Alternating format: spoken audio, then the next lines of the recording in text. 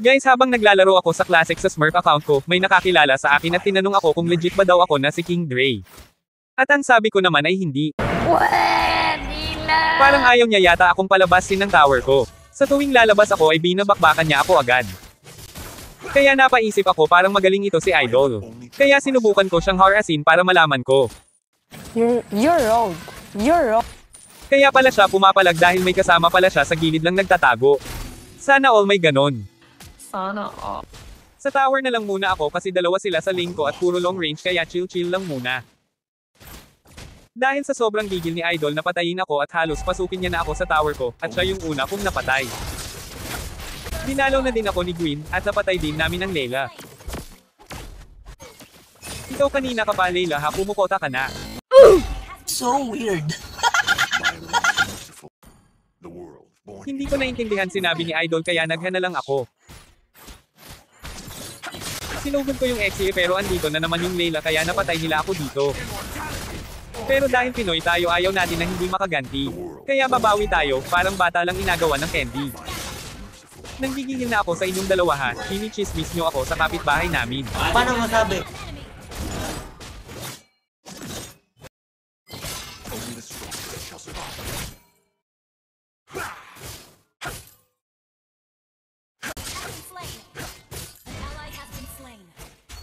Pansin ko na nakatayo lang si Extra.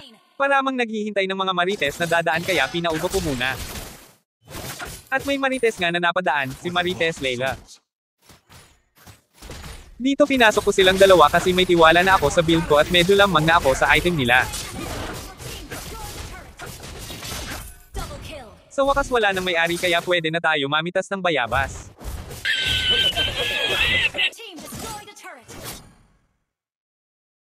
Magbait-baitan muna tayo para hindi magalit yung nanay ng dalawa. Get some help. Nakita ko yung farm dito na may bawas na ang buhay kaya alam ko na may nagpa-farm. At hindi na ako nakinig kay Jordan. Habang nagki-clear ako ng minions, nakita ko yung mid na may kasiyahan at pumunta ako agad para maki-marites, pero rambulan pala ang meron kaya game ako sa rambulan. Nakatakas pa yung isang marites na pinagmula ng gulo kaya pinasok ko na siya sa lugan niya, pero may baso pa pala yung bahay niya. Why are you running? Why are you running?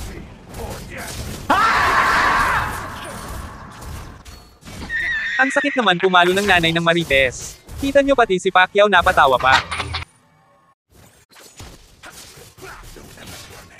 Nagtanong si Extra kung kilala ko ba si Trippings. Sabi ko hindi pero ang alam ko ay nang-titrip lang ako dito sa Classic. Paano masabi? Huwag ka na sumali kalbo baka sa bunutan kita dyan eh. Bumili ka na muna ng shampoo.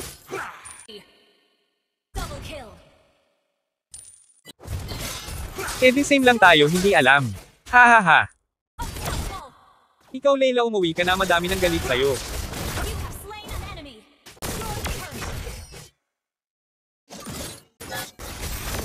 Stop! Sabi ko na stop! Subukan ko ngang pasukin yung bahay ng mga marites kung ano meron dyan. Get some help. Mukhang madaming pagkain sa loob eh. Oh my God! O di ba pati Nigeria napawaw ko? Patayin muna natin tong mga alagang kambing at baka ng nanay ni Exia at Layla.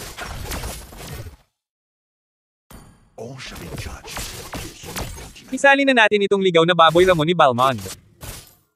Mukhang nagrarambulan na sila dahil nagalit yata sa pinatay kong alaga nila. Gusto nyo kayo pa yung patayin ko eh. Hindi naman nagalit lang ako dahil ako yung pinagbintangan yung nagnakaw ng manok ninyo eh ang tigas naman ng balat at ang tabang pa ng sabaw. What?